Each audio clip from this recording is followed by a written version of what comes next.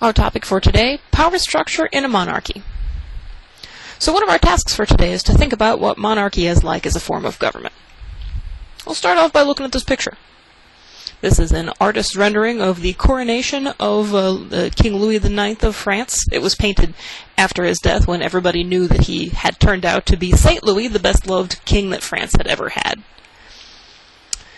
This one sort of concise visual statement encapsulates a lot of things about how monarchy works.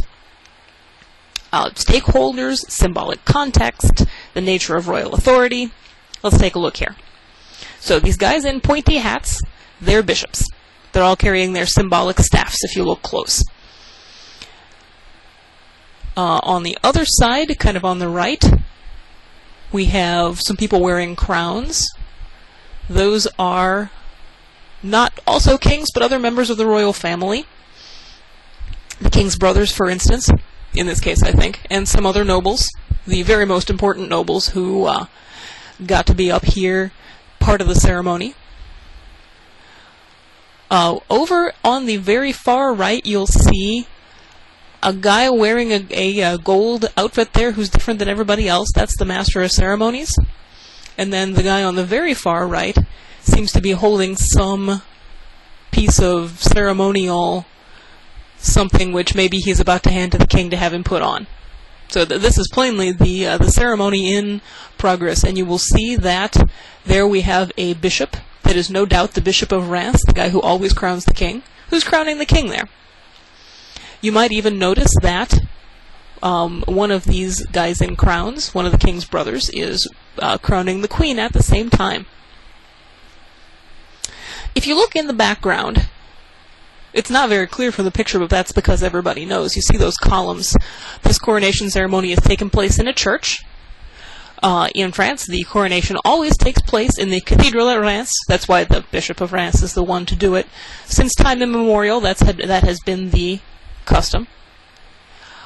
So here up on the altar, we've got a crowd of very important people who are sort of part of the ceremony, and then we can't see them, but kind of behind our audience viewpoint, there's the crowd of people in the church who have come to witness the proceedings, all of the people who could get tickets to the coronation.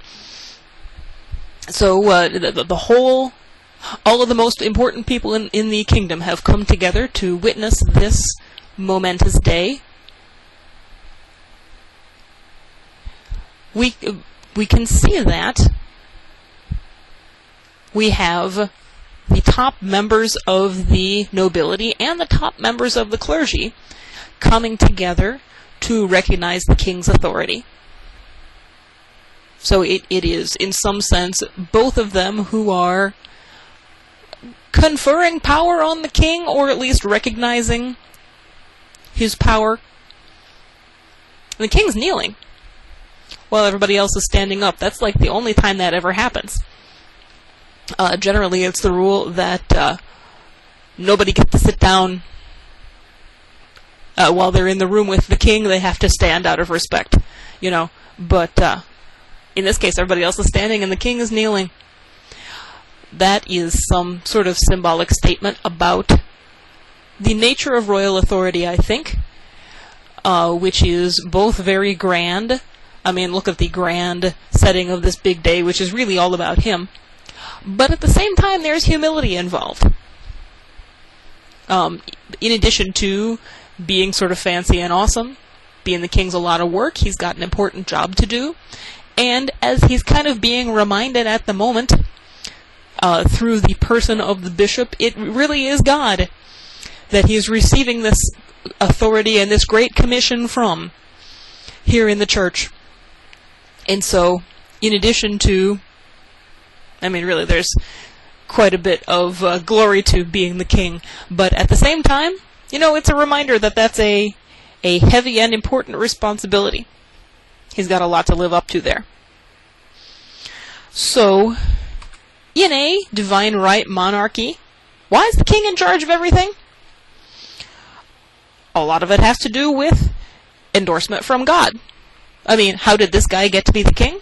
Because he's the son of the previous king. So this royal family has been the caretakers of the kingdom for generations. You know, there's a dual process of firstborn succession and religious recognition that goes into making somebody the king. So this divine endorsement provides the king with both authority and accountability. On the one hand, he has the authority to be the king,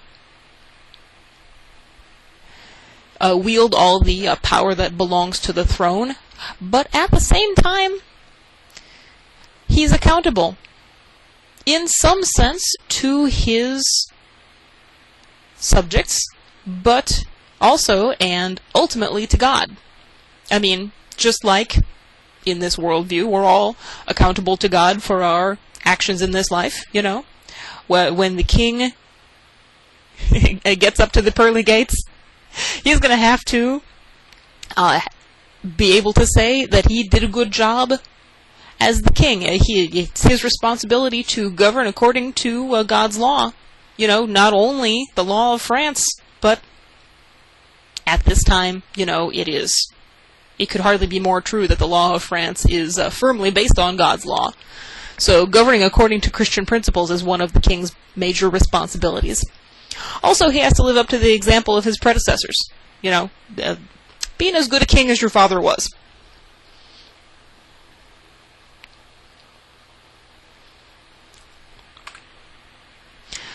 Though theoretically the king's authority is absolute, in more practical terms, he's not the only one involved here. The nobility are also powerful and important people in their own right in the kingdom, and there's a lot more of them than there is of him. Well, he has the ultimate authority. He needs to make the aristocracy feel like they have some say. So we ought to note, and that's why, these monarchies all had consultative institutions of some kind. In England they had Parliament. Everybody knows about that. In France, though it was less important, they had similar institutions, regional parliaments, that provided the king with a framework for seeking the nobility's advice when he wanted to. Not like he's required to take it, but maybe they'll have some useful advice for him. I mean, it is part of the expectation of being a good vassal that you'll give good counsel to your lord. And also, it was, you know, if nothing else, an opportunity for him to make the nobility feel listened to.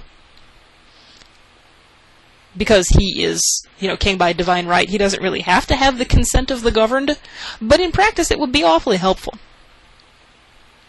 So the state rests on kind of a balance of power between the king and the nobility. And if the monarchy was weak, if there was a weak king, maybe a child king, you know, ruling with help from a regent. In case of a weak monarchy, the nobles might not really have to mind the king if he couldn't make them. And they could do whatever they pleased. You know, live it up in their castles without having to worry about passing on the tax money they collected for the royal coffers, or even performing their most basic functions of keeping law and order. But, and that was kind of the case in the early Middle Ages, where across Europe monarchies were fairly weak. But the whole story of the Middle Ages is, you know, as far as government is concerned, kind of a story of monarchies growing stronger, better able to wield authority across their kingdoms. Especially between 1300 and 1500, there really was a trend of increasing and solidifying royal authority. So by this point, most monarchies, certainly it's true of France, you know, had a solid grip on law and order, and taxation, and being able to raise and control their own armies, which kind of, throughout the course of the Middle Ages, had been the benchmarks of effective royal authority. So let's take a couple of examples. We've been talking about France. Let's keep talking about France for a minute. So in France, the kings were powerful. They had a lot of authority within the kingdom. France had a particularly large noble class, maybe 1.5% of the population, which is comparatively quite a few. But the nobility was polarized. The top echelon of nobles, the super wealthy, the king's inner circle, they were the really important ones. But there was also a kind of a wide swath of, quote, country nobles, whose lands were small, who were not particularly important, nor, in many cases, very well off. Some of them were barely richer than peasants. But there were the nobility were so numerous, and they were economically unproductive. It was their job to manage the land. They lived off the rents that they collected from their peasants, and it was their job to make sure that the peasants were working so they could be taxed and everybody would have enough grain, and things would keep on rolling.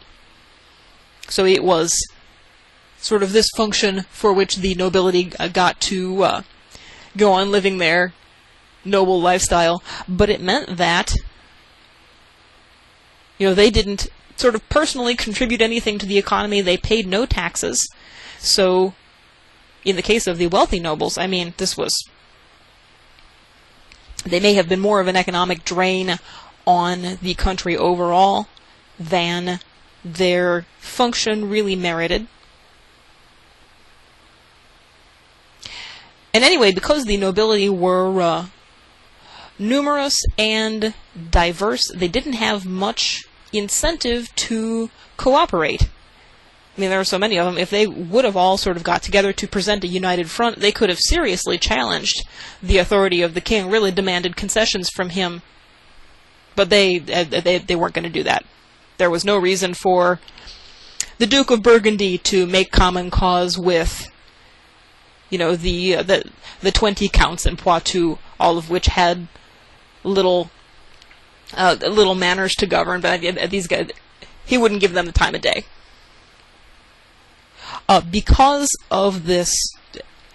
in France the balance of power was slanted so much toward the king, France's representative institutions were comparatively weak. I mean, the king didn't have much reason to ask for or listen to input from anybody. Now in England, by contrast, I mean, where most of us are probably aware, England had a pretty strong tradition of representative institutions.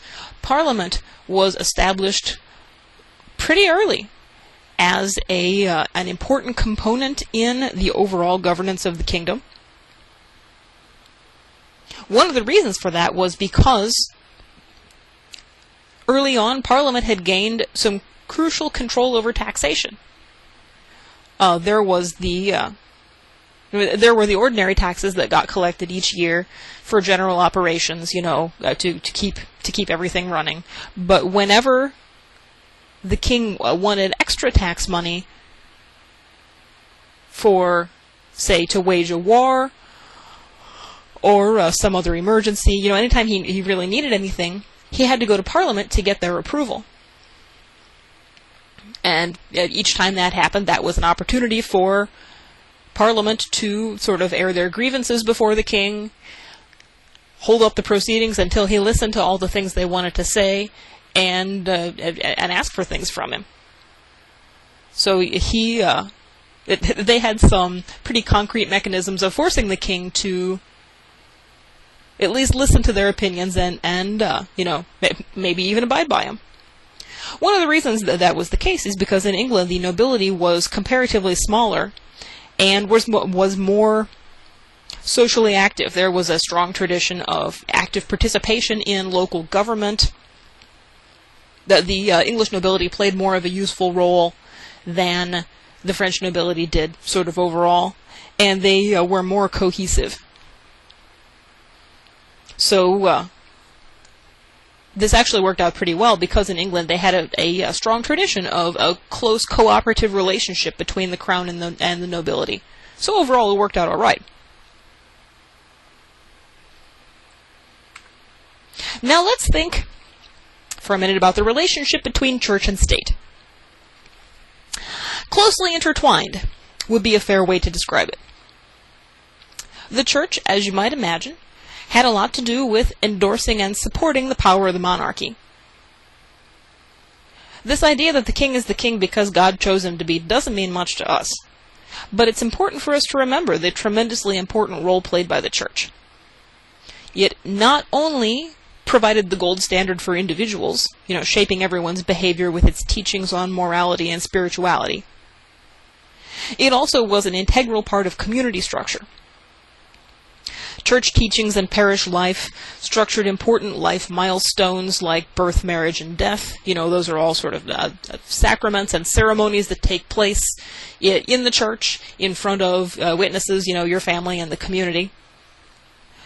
Church teachings also had a lot to say about not only relations between individuals, like how people should behave, but also the relationships of social groups, men and women, rich and poor. The bottom line is, universal membership in the Catholic Church provided a common set of assumptions and social norms according to which everyone had to operate. So among the most fundamental of these was that everyone has their own assigned place in God's plan. All of us, according to this view, occupy the station in life we do because that's what God has ordained for us. So our job, our vocation almost, is to do our best in the spot we've been assigned. Really, that's why the king is the king. Why some people are nobles and most of us are not. Why one nation might win a war over another. Why some years have good harvests, while some have drought or famine, Misfortunes like that are most likely manifestations of God's wrath or punishment because of our sins. This is a nebulous notion, but one that's impossible to disprove. And human nature being what it is, there's always enough sins to go around. Even bigger things, like the plague, or, in the 15th century, the encroachment of the Turks in Eastern Europe, were attributed by many people to God's punishment. Anyway, part of what that means is this. In people's thinking, the world is the way it is because God intends it to be like that. Not just the natural created world, but also the lives of individuals and human society. This helps explain why nobody had any thought of social mobility, which in the Middle Ages there was practically no such thing as, or of questioning authority. I mean, you can try to work against God's wishes, but how likely is that to work out well for you? So we can all be confident that God is watching over us, as is the king, who's in some sense the representative of divine authority on earth. So it's all part of the plan.